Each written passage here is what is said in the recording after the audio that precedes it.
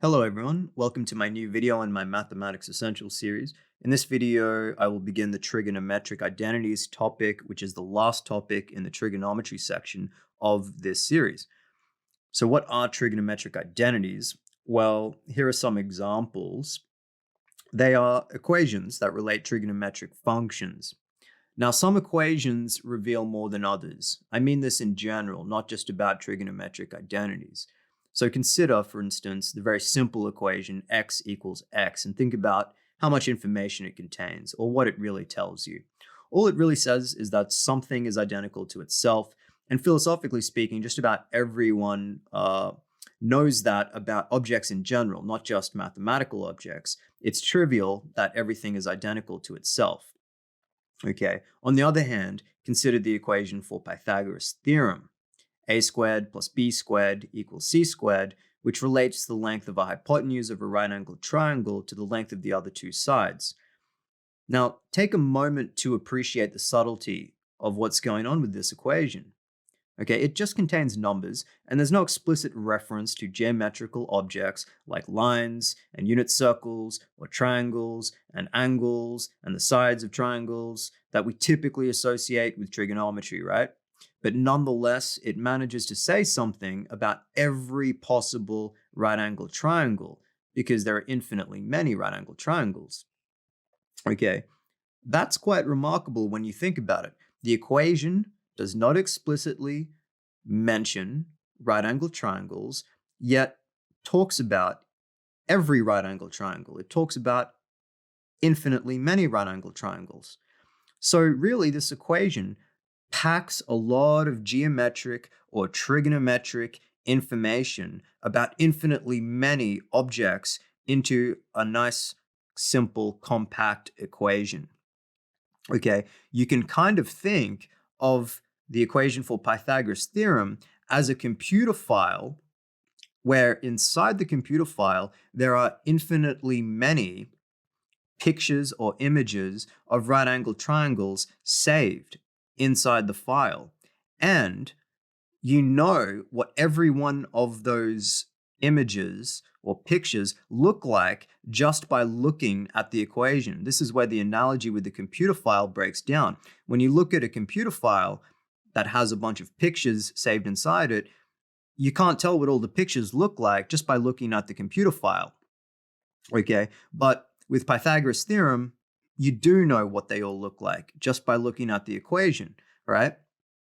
And once you know that the equation is true by proving it, you don't have to keep drawing geometric diagrams to justify yourself every time you want to take advantage of this relationship when solving a problem. You can just apply the formula. So when you throw Pythagoras Theorem around in the form of an equation, you are really throwing around a bunch of trigonometric information which has been condensed into a nice, simple string of symbols. Okay, and this is very efficient and convenient.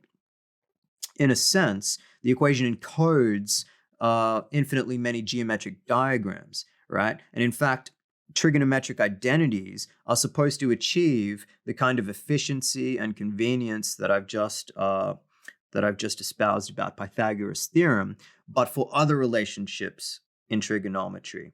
So whilst Pythagoras Theorem relates side lengths of a right-angled triangle, trigonometric identities relate trigonometric functions such as sine, cosine, tangent, and others, such as the reciprocal trigonometric functions that I've covered in previous videos. So I encourage you to never lose sight of the fact that each of these equations as trigonometric identities here actually pack a lot of information into them, unlike, for instance, some uninformative equations like x equals x. Okay, each of these equations really encode a beautiful geometric diagram, and it's easy to lose sight of this fact. So I've collected 19 of the most common trigonometric identities, and in upcoming videos, I will prove all of them.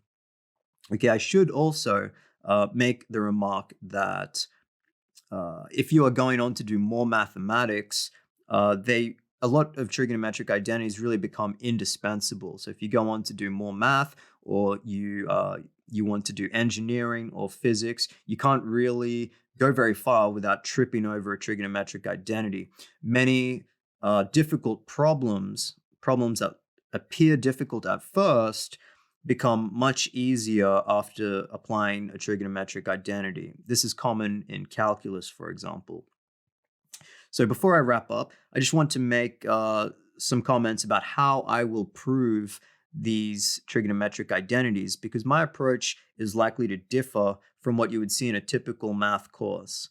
Okay, typically, a math teacher might prove many of these geometrically and individually, and then only prove a small handful of the remaining identities by applying identities already proven. And of course, there's no problem in doing this, but it's not the way that I will do it. Okay, remember what I said about the advantage of condensing Pythagoras Theorem into a nice compact formula. Once we have it and it's been proven, we can just use it whenever it helps, and we don't need to keep explicitly, appealing to geometric diagrams to justify our reasoning. The equation makes that appeal to geometry for you. The equation does that on your behalf. So given that this is just the kind of thing that trigonometric identities are supposed to do, okay, given that they offer this kind of efficiency and convenience, they streamline our reasoning, I think geometrically proving any more of them than necessary fails to take advantage of that efficiency and convenience. So, you kind of build these trigonometric identities because it's efficient and convenience, and and then you don't take advantage of that, and you just go back to appealing to geometric diagrams when you prove them. Okay, it's a bit self-defeating in my opinion. So I will only prove two of them geometrically because we have to start somewhere. We need some in the toolbox to go and apply to the others in order to prove them as well. So I'll only prove two geometrically, and from those two proofs, I'll do two geometric proofs, and from those two, three identities will be proven, okay? Now, from those three, I will be able to prove the rest by taking advantage of them and the identities we prove along the way, okay? You can kind of think of this as a snowballing effect, whereas we prove a new identity, we increase our provability, or, we gain proof strength, so to speak. Okay, so we kind of keep getting stronger and stronger in terms of what we're able to prove. Okay, now, of course, there are pros and cons between the usual approach and the approach I will take. The benefit of the usual approach is that you do get the geometric intuition behind the identity when you prove it geometrically. And I have just talked about how important it is to never lose sight of the fact that each of the identities really encodes some geometric diagram, or infinitely many geometric diagram.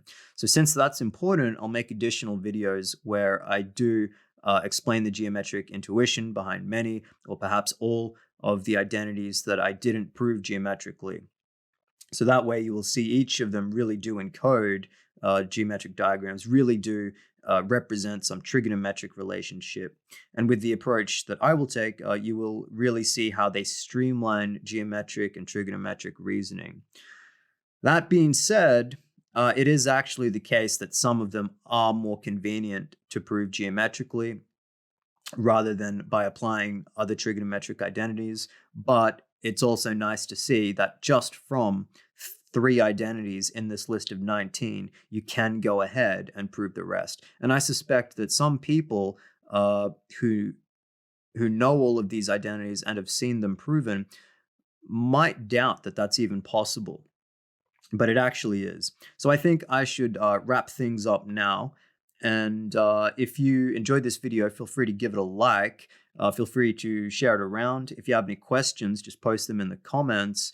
And if you would like a notification when I upload a new video, just subscribe to my channel. Until next time, bye for now.